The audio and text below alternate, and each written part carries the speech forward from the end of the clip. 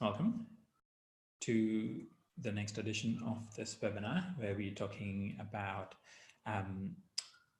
tips and tricks when it comes to talking to collectors directly via Bluethumb, or when you're talking to them. We'll go through quite a few points today, and I'll try to keep it sharp and short, just to the point. But just before we get into the mid of it, just a couple of points. So if you have any questions, just put them in the Q&A section, which would be just around here at the bottom. So once I'm through all the points, I can go back to it and I can address all of those questions. If you're having any difficulties hearing or there's any issue with the volume, just put that through in the chat. You can see the chat option just at the bottom as well. Also make a note that when you're putting any chat message through, make sure you change the option in the to option from all panelists to all panelists and attendees. So that means it goes to all the participants who are in this webinar and not just to me, just so that other people can answer that question as well. I'll see if I can increase the volume. Yep, let me know if any other issues with the volume. The other thing I wanted to say is that I'm just going to put up a small, great, fantastic. I'm just going to put up a small poll. So it's just a question, and it'd be good to get everyone's feedback on it. I'll keep it up for a minute just so you can answer one of the three questions. It's pretty simple. I'll put it up now, and before moving forward, I'll wait for everyone to put their votes in. So you should be able to see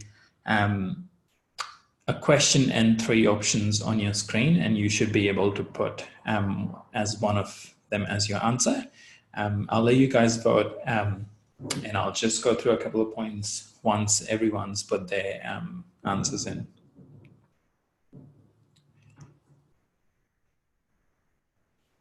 It's really good to see all of you here, and I can see that all of you have jumped on the chat as well, which is great.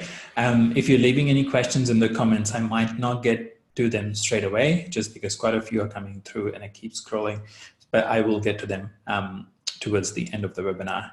If you have any questions that you wanted to ask me, just put them in the Q&A. Also, I wanted to point out that today we're just talking about the direct chatting on Bluethumb and related topics. So if you have any questions which are unrelated, don't put them in here, just so that we can keep this on track.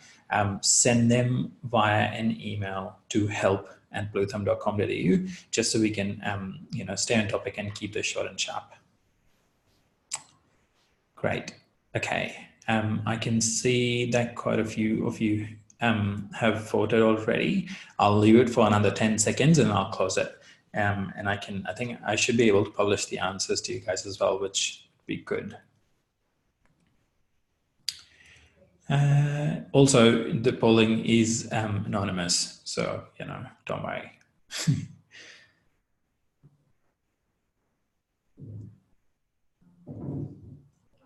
Cool. All right, I'll close the voting now. Seems like most of you have voted anyway. All right, great. I'm just going to close it now. Cool. I think you guys should be able to see the results as well on your screen. So the question simply was, how do you find the direct chat? It's been a couple of months and we see quite a few artists talking to collectors directly and a lot of commissions on, which is great. We feel that it speeds up the process, also giving the opportunity for the collectors to talk to you directly, go into details, which sometimes can be a little bit difficult when someone's liaising between the two. So it's good to see that, well, quite a few of you here haven't actually gotten the opportunity to use it, which is okay. I'm sure you'll get the opportunity to use it in the near future. And of the people who've actually used it, it seems like more of you find it useful, which is great. And a lot of you are saying that it's better that the team communicates on your behalf as well, which is a good feedback. So, if you have any chats on or anyone's contacting you and you feel like we should be liaising on your behalf, just let us know so we can do that as well.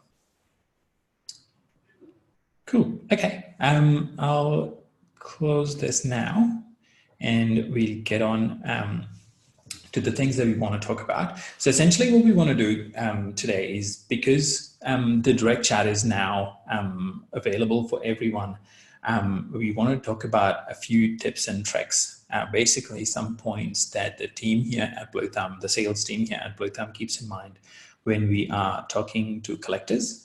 It's just few points that sometimes make it a little bit easier for the collectors to make the decision, and also sort of just going in a slightly better way, just so that giving them the right information at the right time, so that their decision making gets a little bit easier.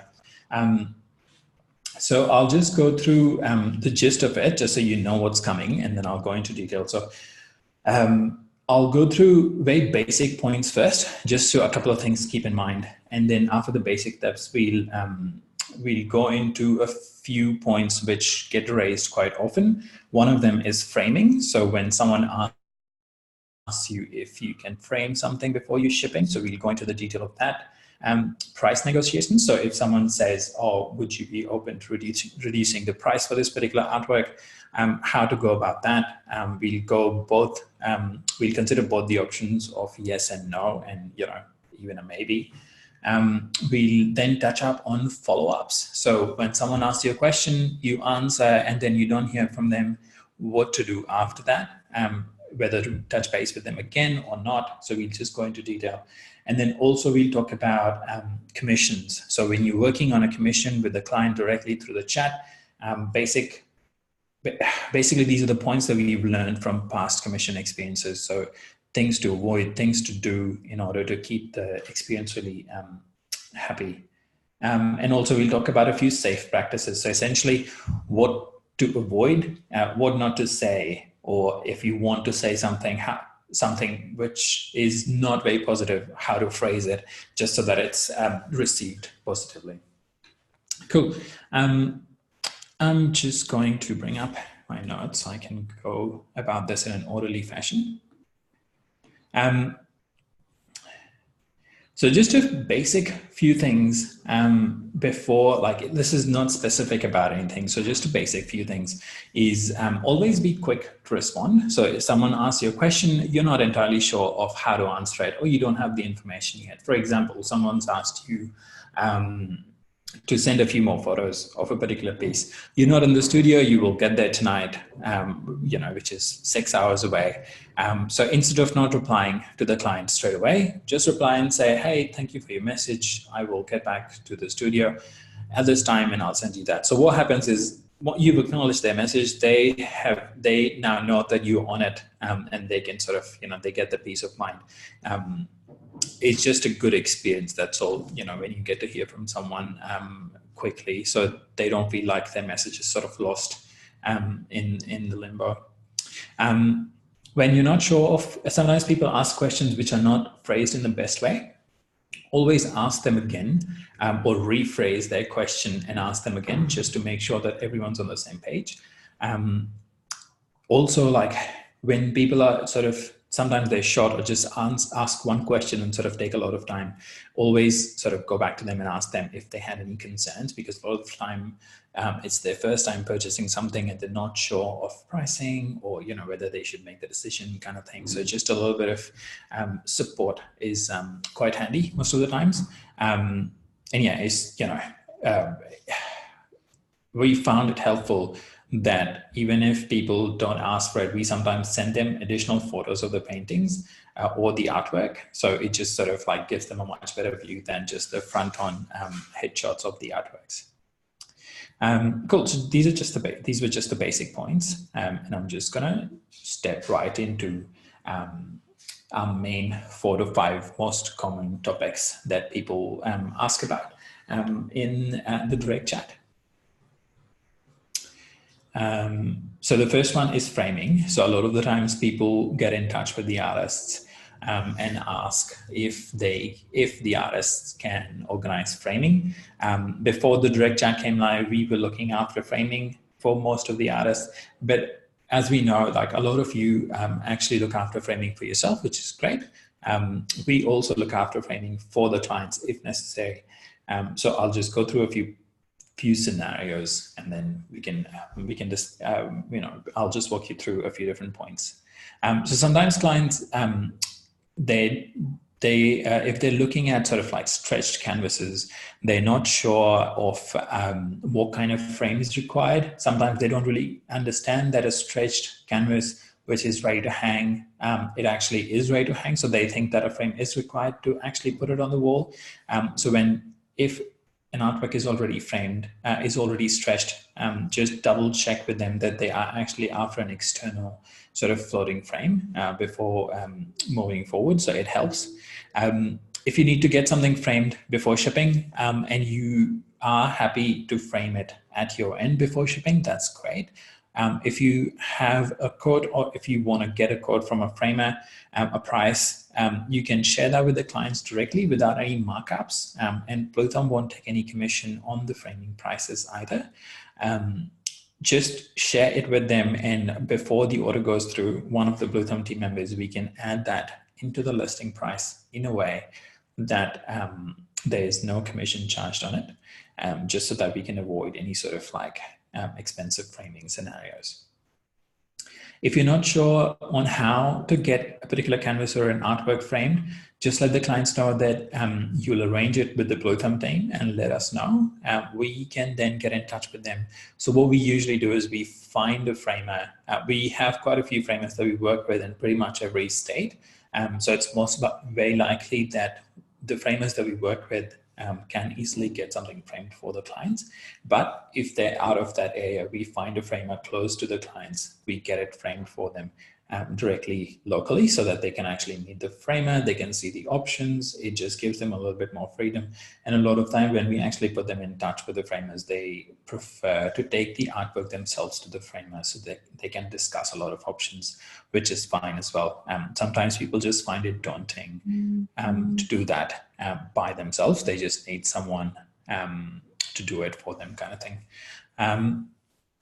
If the work is on paper and it is being framed behind glass, just talk to the client and recommend them strongly to go with acrylic or perspex, just because glass breakage is sometimes quite difficult to avoid in transit, and it's also not covered in insurance, especially also that if a glass breaks and it also damages the artwork, that again is not covered by insurance. So try to make that clear to the client and push them towards acrylic framing.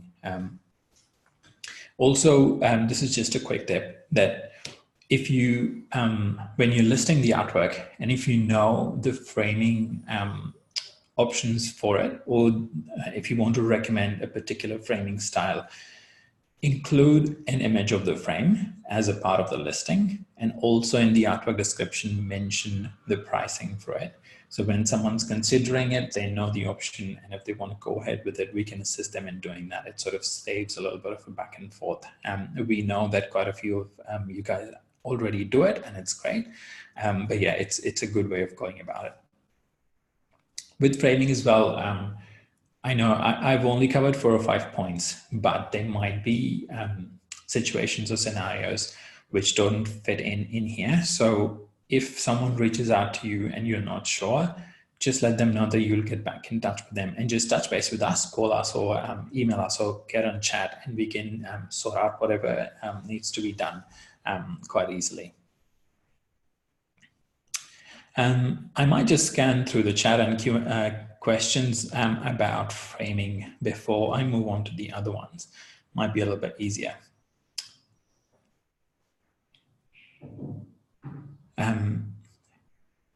I'm just going to go through the comments first, just so I know.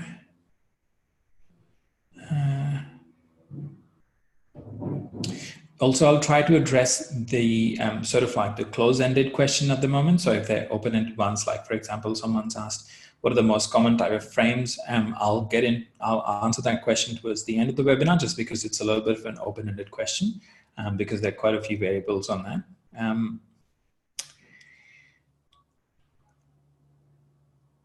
Good framing price. Someone's asking, let me see if I can see the name. So Kathy's asking that she doesn't need to allow for commission when I quote a framing price option on my page in descriptions. Yes, that's right. So when you're putting the framing costs, you don't need to put in any additional commission to Bluethumb. If the framing is being added before the purchase by request by the client, there's no additional commission to it. It will just be the framing cost. Susan's asking, okay, not framing question. If all of your artworks are already framed, then the pricing that's already there,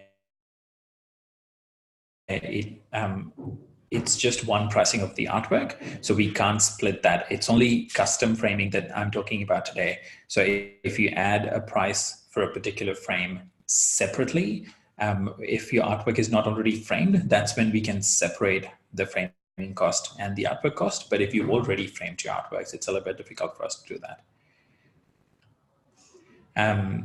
The same. So Angela's asking a similar question. So if you're framing an artwork before it gets sold, and you've already listed it as framed, it's difficult for us to split that cost of framing and the artwork and to not charge commission. But what I'm talking about today is just custom. So if you're listing an artwork just stretched on canvas and someone requests framing on it, that's the scenario I'm talking about. If your artwork's already framed and listed framed, then the price is just considered as one price of the whole artwork, including framing. Cool. I'm just going to look at the Q&As as well.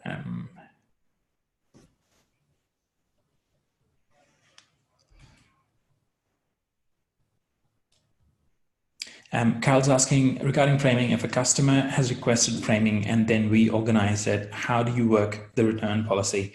So with framing for the customers, what we do with the clients is we deliver the artwork to them first so they can see the artwork, make sure they love it before it gets framed. So there's no question of returning the artwork once it's framed. We make that abundantly clear to them that once an artwork is framed and they had already seen the artwork beforehand, there's no return policy.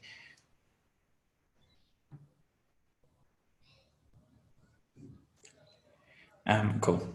I will move on to the next topic, which might be an interesting one and not probably the most favorite one for the artists. Price negotiations. God, that's a difficult word to say. Offers. So when people reach out and they ask if you are flexible on pricing or what's the best you can do about pricing, unfortunately, this is one of the most common questions that sometimes artists get from collectors. We try to stay away from sort of like flogging discounts and putting the make an offer button and features on the site to discourage the behavior. But these questions do come through, and it's understandable if someone has a limited budget. You know, people are always looking for a deal. What we do suggest is when you're pricing an artwork, you should always keep 10 to 15% margin in the pricing. So if such a situation occurs, you can actually give them that kind of discount. At least you'll have that option. If they don't ask, that's great. So when someone does ask you and you're open to offering them a discount, just offer them. So, go with your best judgment. If they've asked you for a particular discount amount, go with that. And if you're happy with it, obviously go with that. Let us know and we can give you a particular discount code so that you can share it with them. Do not change the pricing of the artwork to reduce it for that particular discount. What that does is But when we give you the discount code and they use that at the checkout when ordering, it doesn't reduce the listed price of your artwork. So it doesn't affect any of your future commissions or sales that come out of it. And your pricing also is not inconsistent. If you change the price of an artwork, all the other artworks listed in the same size category, they will have a higher price and this particular one will have a lower price, and it always causes a little bit of confusion. Saying yes is much easier than saying no. Obviously, when you're saying no to an offers, that's completely fine and acceptable. Obviously, it's completely in your hands to say no. I'm sorry, this is the best price we can do. Just be and the word probably is diplomatic. So just be really sort of polite and just say, unfortunately, this is the best price I can do at the moment. I'll just list a couple of points on what not to say, because sometimes when you actually sort of go into an explanation of why you're not open to discounting an artwork, people sometimes pick those reasons and use them to sort of like further question you. So it's better to say less rather than say more on why you don't want to discount something. So when you're saying no to a negotiation, to a particular offer, stay away from explanations such as giving them the breakdown of why you've priced it so. So don't go into the details of, oh, look, the artwork is $2,000, shipping is this much, Bluethumb's commission is this much, I only get this much. If you go into breakdowns, it gives them 3 different figures to work with, and then they will try to make a way, or like sort of give them 3 different variables to sort of discuss. So best practice is to just, if you want to say no, say just, I'm sorry, we can't do this, or try to give them an alternative in any way. Say, look, if your budget is on this much, I can paint you a new piece, which would be slightly smaller, or, some other way that you can think of. It's always best to say no and then provide sort of a backup solution for them, rather than just flat saying no. Another point is when you go into breakdowns, and especially when you say something like, oh, I can't reduce the price because the gallery takes a commission. It sounds quite unprofessional to say, because you're being represented by a gallery and the lead that's come to you is through the gallery. And if you say, oh, look, I can't reduce it because the gallery is taking a commission, it sort of puts a negative light on the gallery itself. And most likely the collector is put off not just by the artist, but also by the platform or the gallery. So it's best to not go in that direction at all. And especially the same thing with shipping costs. Like if you say, oh, it takes this much for it to ship, then it just gives them another variable to talk to you about. Also, if they've offered a price, so say, for example, you've listed something for $2,000 and they come to you and say, would you be open to accepting $1,500? If you think that $1,500 is an acceptable offer, obviously you can go ahead and say, okay, that's fine. But if you think that that's too low, don't hesitate to go back with a counter offer. So if they said, or would you accept 1,500? Feel free to go back and say 1,500 is unfortunately a little bit too low. I would be happy to bring the price down to say $1,800 or $1,750, or meet them in the middle or something like that. That works, because usually when people are trying to negotiate, they don't mind getting a counter offer that shows that you are interested in selling it, and they obviously are interested in purchasing something. If they've put forward an offer, that means they have a very strong intent to actually buy your work. So it's better to go back to them with a counter offer rather than saying, I'm sorry, I can't do this at all.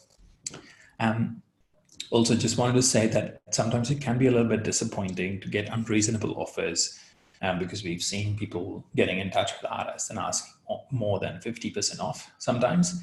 And it can be a little bit disappointing, but especially in those cases, try and take that as a compliment, because someone who actually can't afford your work is trying to stretch their limit in a way to get your artwork into their home. I know it's like sometimes that's not the case, but if you try to think it that way, at least it comes as a positive.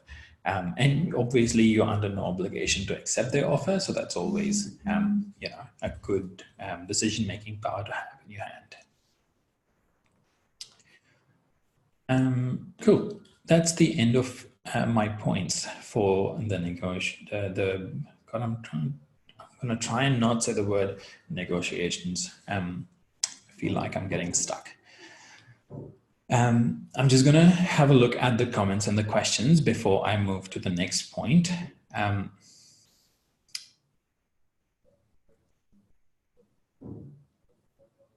Okay, I don't see any comments on it just yet, but that's fine. You guys can put in if you have any questions or any suggestions as well. Like when it comes to it, I can happily raise it and discuss it.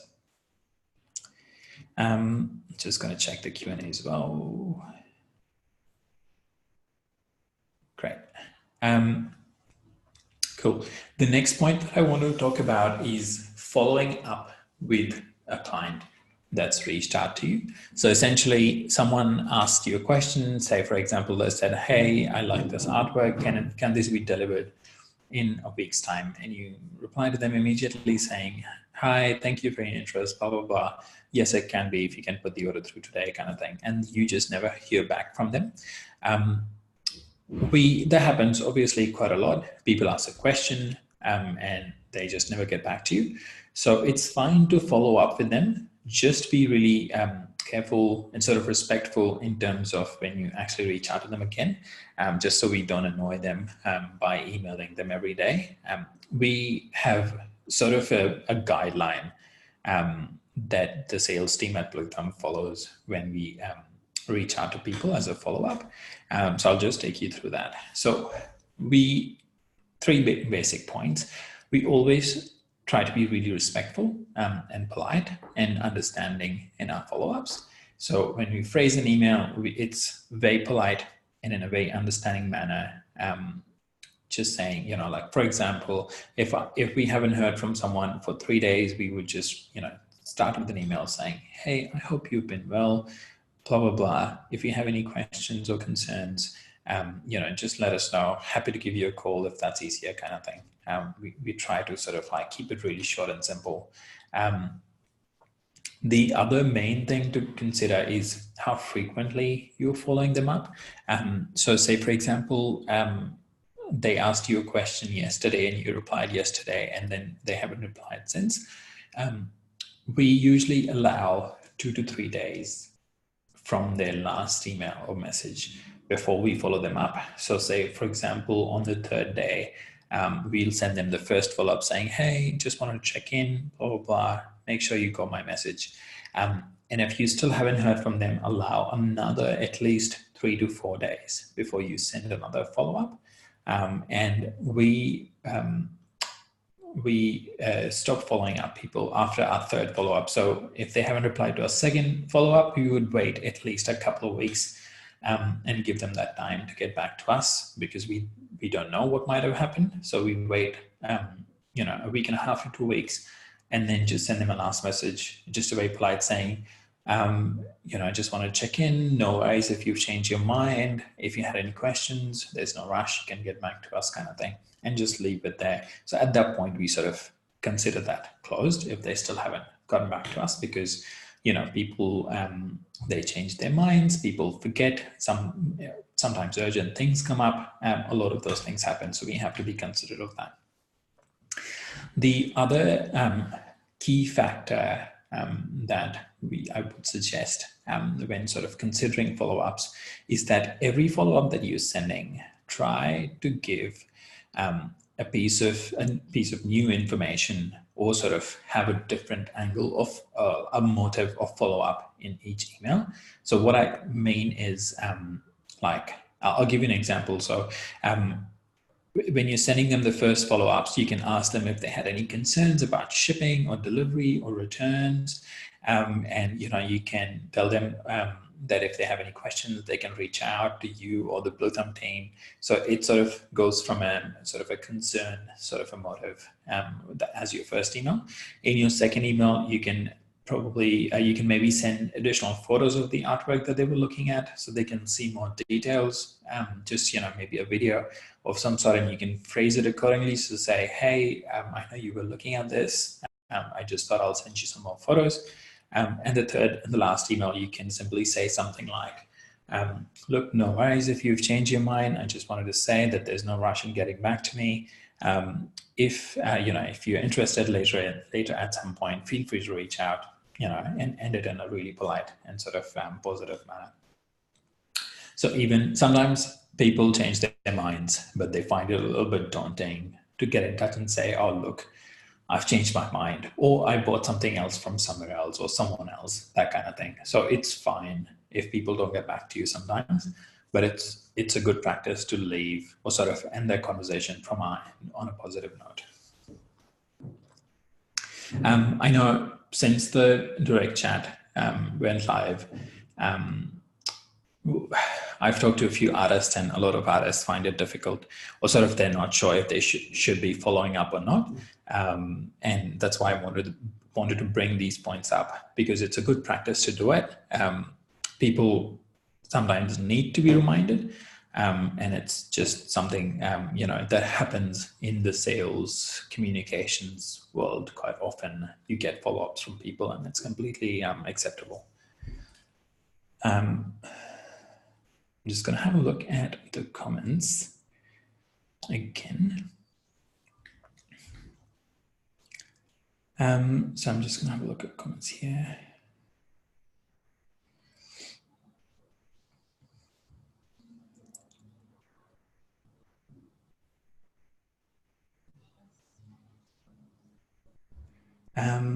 Andrea is saying negotiations are just an opportunity to communicate. That is a really good point. When people do put forward offers, that means they have, like I said, they have a really strong intent to actually buy your work. So even though that offer might not be perfect for you, it's a good opportunity to sort of have an open line of communication. And if maybe that particular base is not the perfect one, but you can offer them an option. It's just, it's just an opportunity, and so if you can take it in different ways.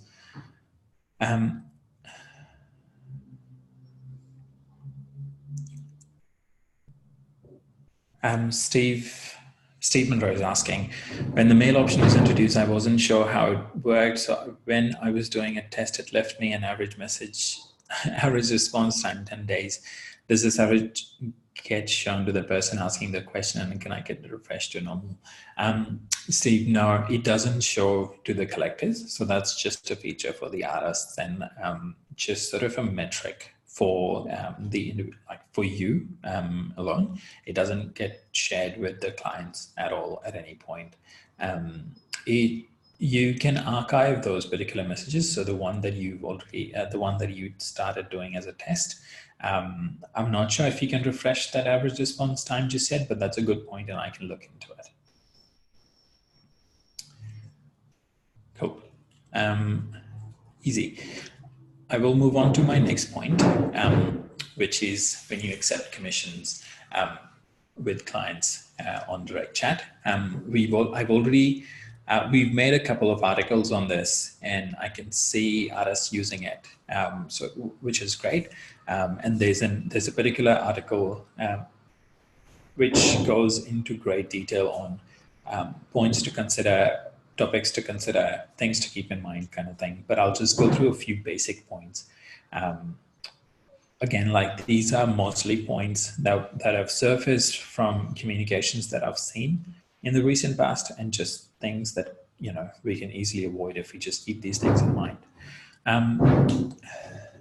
So when someone reaches out for a commission or a custom artwork, when you're saying yes, like if you, obviously it's an exciting time and you want to accept a commission, but try to be very practical with yourself, and be very open with the client on what can actually be achieved. So essentially, sometimes people say, oh, I have this photograph, can you replicate it? A lot of the times, clients who are reaching out have no experience in getting an original piece of art.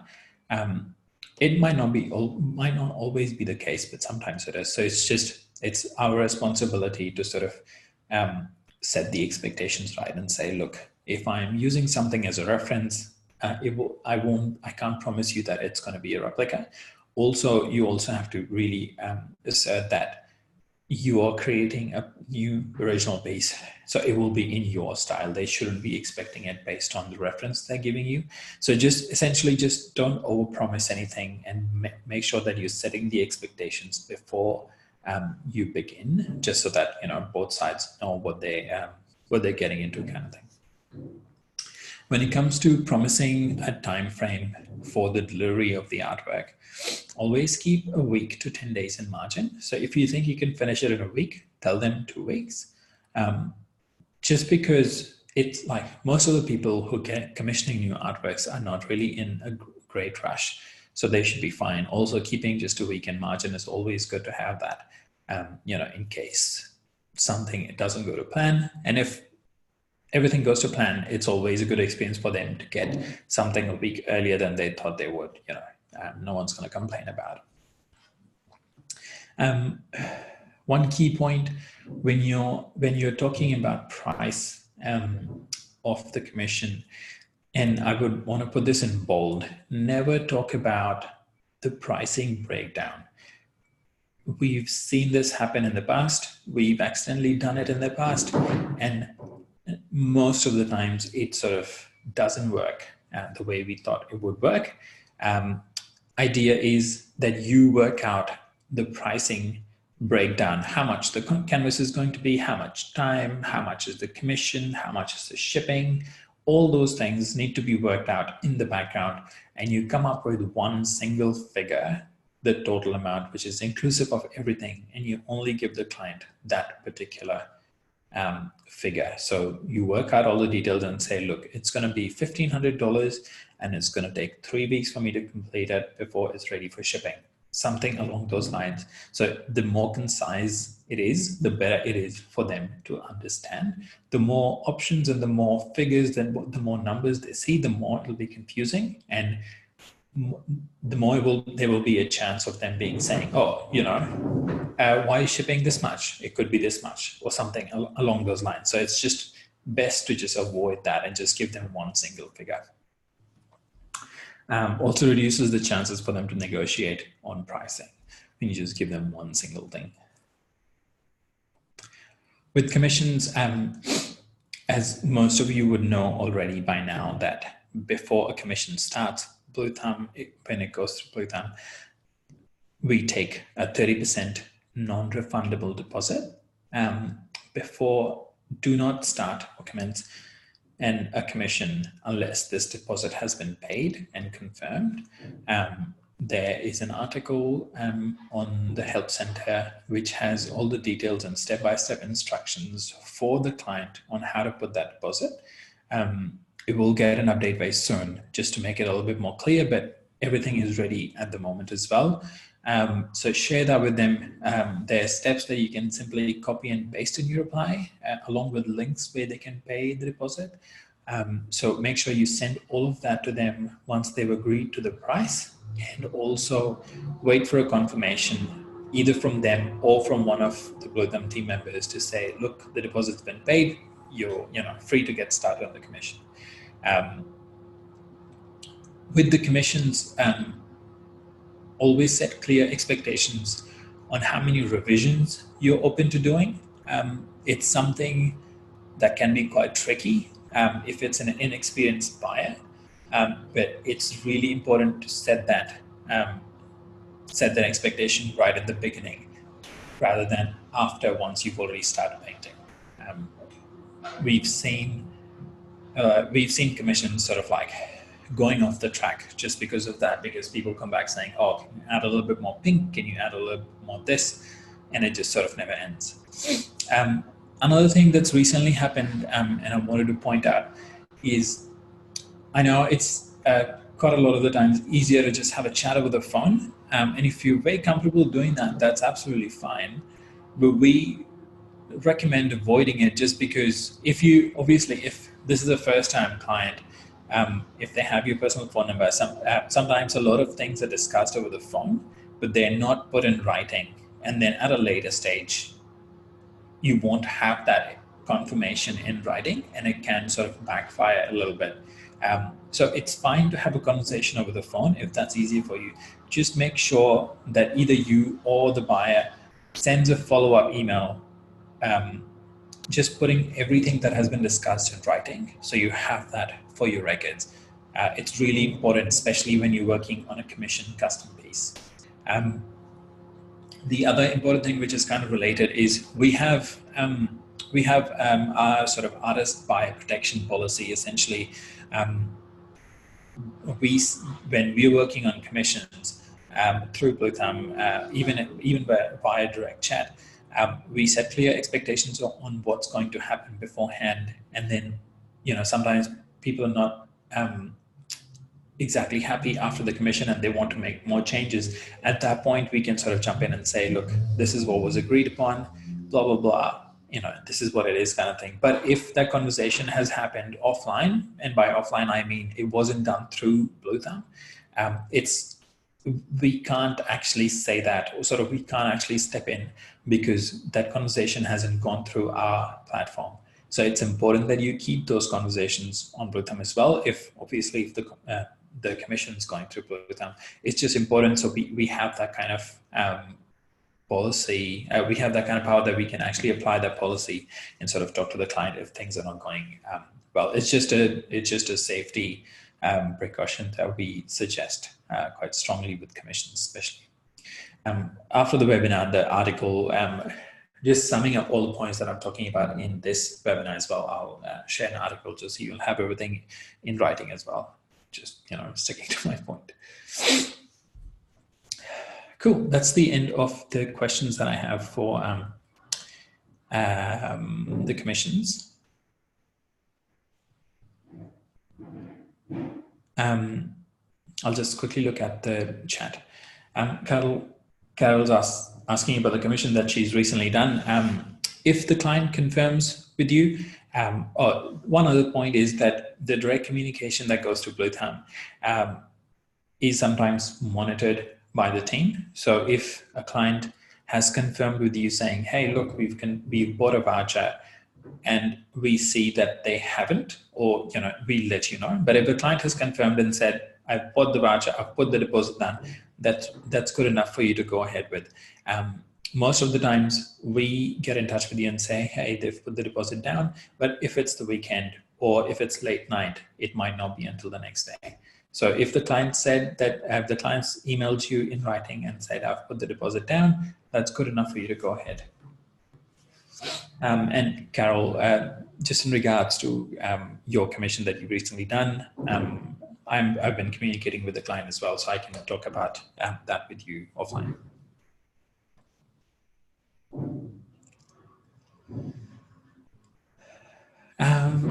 Someone's asked a question, but I can only see numbers, so I don't know what your name is.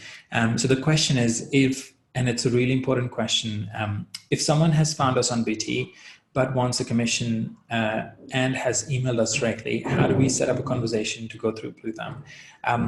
So the simplest way of getting it back onto Bluethumb is just letting us know. So just get in touch with the Bluethumb team and say, this has happened, just share the details with us. So what we can do is we can open a line of communication between the client and you. So you will get a message directly from the client so that when you reply, it will go directly to their email, and then the chain can happen from there. So then everything will be on board and all the policies will apply in that way. So just get in touch with us if that's the situation, and one of our team members can sort of look after that from that point on. Oh, thanks, Kylie. Your name wasn't showing. It's just I think it's just the webinar ID. But cool. I hope that answers your question. Just going to look at the comments.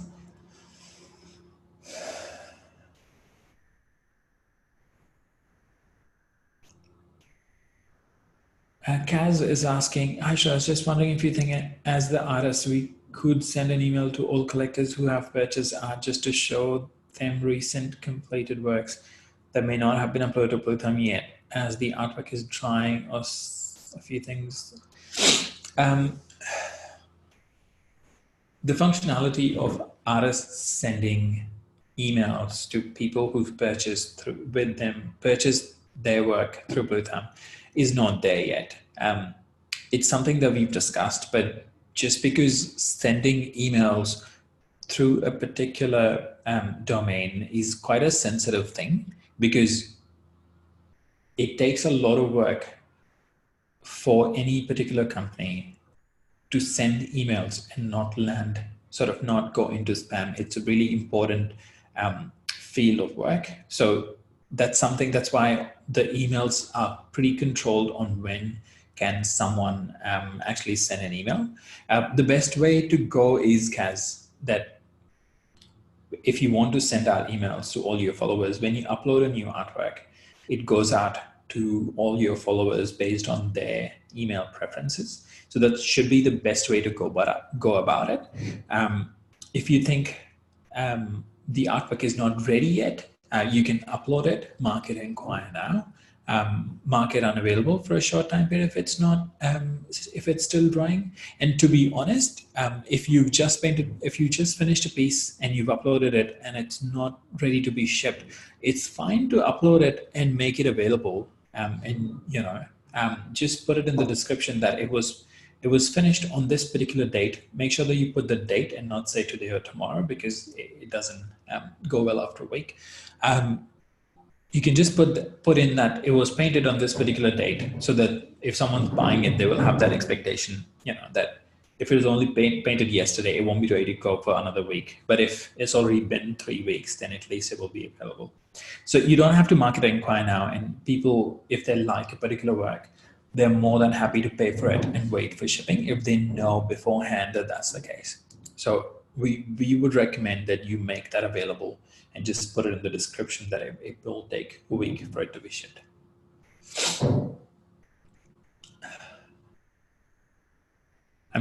I'm reading a comment.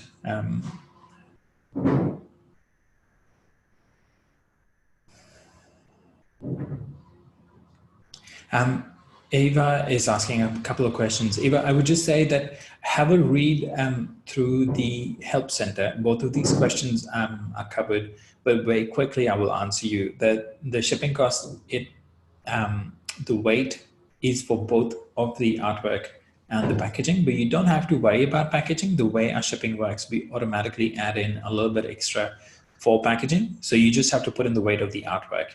And for the second one, Bluethumb pays for return shipping if the buyer returns an artwork. The artists are not charged. And just as a bottom line, artists are not charged period, essentially. If someone buys your artwork, they pay Bluethumb. We just take our commission and pay you your payout. If they return an artwork, they get refunded in full. We pay for return shipping. The artist is not charged a single dollar at any point. Cool. All right, easy.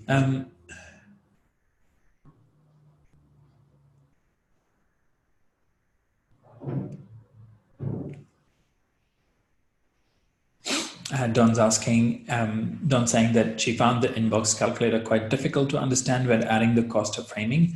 Will you add a feature for that for no commission? Don, not at the moment, because we do have a different plan for framing.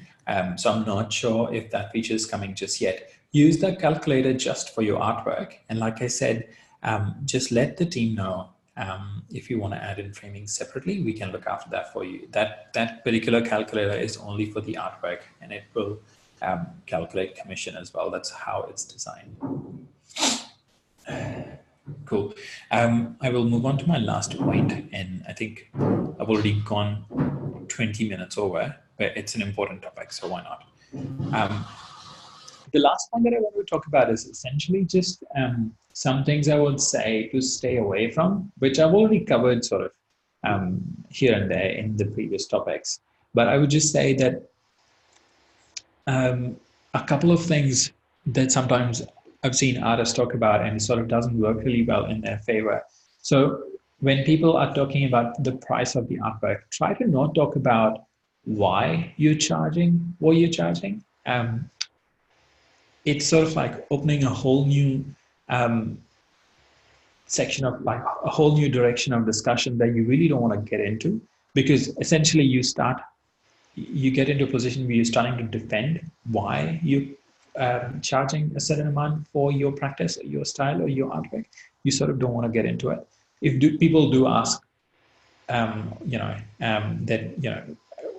if they've put forward an offer or if they're asking for discounts, try to keep it in that direction rather than sort of justifying why you're charging a particular amount. The other thing I would say is try to avoid sharing your personal email and phone numbers to discuss pricing directly. Like I said, the direct chat is monitored by the Bluethumb team member. So if we do see that kind of behavior, we will definitely let you know, but it's obviously discouraged because the clients have found you through Bluethumb. They've decided to contact you on Bluethumb. We would really not like it for the sale or that particular lead to go offline into a direct sale sort of a format. And I think that it's not just Bluethumb specific, it would be applicable for any gallery or any platform that you're working with. And like I said, try to avoid talking about Bluethumb's commission or the pricing breakdown. It just gives the clients a lot of different things to talk about. Especially because when you for a lot of the times from their point of view, they're trying to buy buy a thing, and they really, like 90% of the time, they really don't worry about the breakdown. All they want to know, how much is it going to cost them, and the only decision they need to make is whether they can afford it or not. They really don't. I don't think they need to get into the details of if they can afford this particular thing and this particular thing and this particular thing. They just need to make sure that they can afford the artwork or not. So it's much easier to just keep one single figure that you share with them and sort of go from there. And yeah, and I know that it's all a little bit new in the direct chat and just talking to the clients directly. So if something doesn't make sense, or if you're not sure of something, while I'm at it, I'll also talk about international shipping. And I feel like this gets missed quite a few times. Bluethumb ships internationally quite often.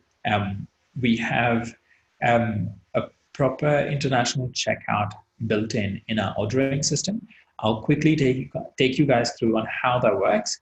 So we have a short list of countries where which we allow for automated checkout. So essentially, for example, if someone's based in Canada, UK, US, Singapore, and probably 10 other countries, if they're based there, they can simply add a piece to cart, go to checkout, change their country, and put the order through. When they change the country to a different one than Australia, an international shipping costs gets added on top of the artwork, and they can put the order through. So if someone reaches out to you and say, look, I'm not based in Australia, I'm based in New Zealand, or I'm based somewhere else, and I would like to purchase this, can you tell me how much the shipping is? If you're not sure,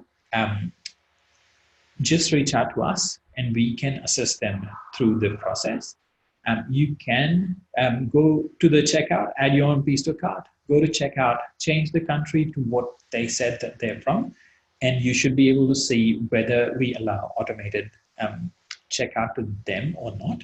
If it is, you can just simply say, this is how much the shipping is. It would take 6 to 10 business days for it to get to them, and they can put the order through directly. If they're not in that, just let us know and we can find a custom shipping cost for them and we can walk them through the purchase of the whole thing. International shipping is something that sort of gets missed quite often because we haven't really advertised it anywhere on the site apart from the actual shipping page. But yeah, we do ship internationally quite often, and especially to countries like US, UK, Singapore, England, Canada, New Zealand. Quite a lot of trade orders go through to international to these countries, and quite a lot of sort of people who visited Australia and they want sort of something to remember what they visited by, kind of thing. It goes quite often. Yeah, okay. So that's the end of all of my points. I'm just going to go through your comments and see if anything, if I should answer anything. I can. Okay, in the Q&A section, all of these things are good. Just going to go through the comments quickly. Great.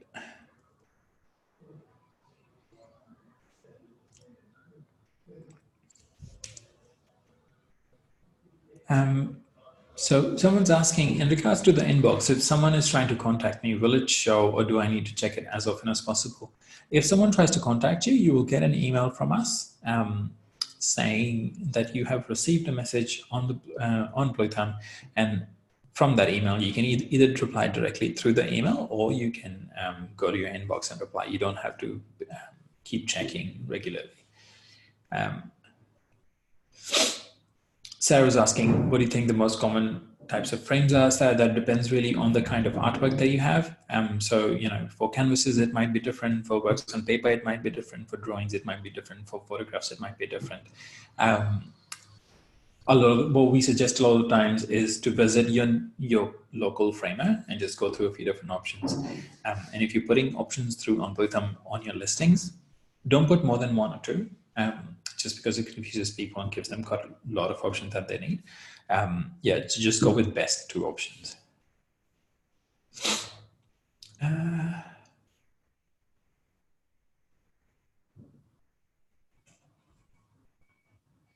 Susan's asking about removing sold items on Bluethumb. Susan, just send an email through to help, and either one of our team members here, we can easily delete the items for you. That's no problem.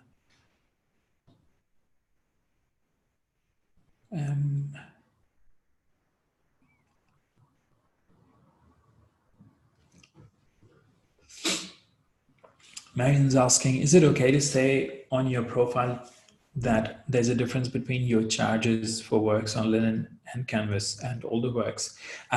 If you think, if the price is significant, you can say that. But essentially, when you're listing new works, and if they're more expensive, if they're on linen, that's self-explanatory. But if you feel the need to put that in, that's absolutely fine to say that. Usually with pricing, it's best to not discuss unless someone asks for it. But if for the same size of artwork from canvas and linen, there's a significant difference, then it's a good idea to put that through.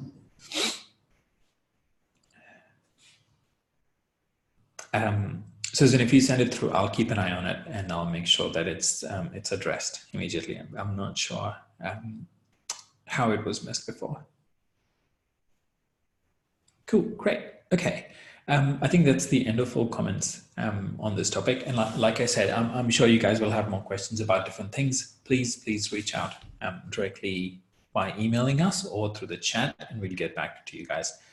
It's difficult to answer everything live. Great. Thank you, guys. I will make sure that the article summarizing everything I talked about is live. If not today, most likely it will be tomorrow morning. I'll try to drop it in on your profiles as well. So when you log in, you should be able to see a link. Cool. I hope you guys found this helpful. Yeah, it's sales. Talking about pricing and talking about sales is not everyone's strong suit. So, you know, we just wanted to share what we've learned. We learn every day, pretty much. Like, you know, you talk to a different person every single day, and then you find out these things. You sort of apply them the next time you talk to someone, and that's how it goes. Cool. All right, I'll leave you guys here, and if you have any questions, feel free to reach out as always.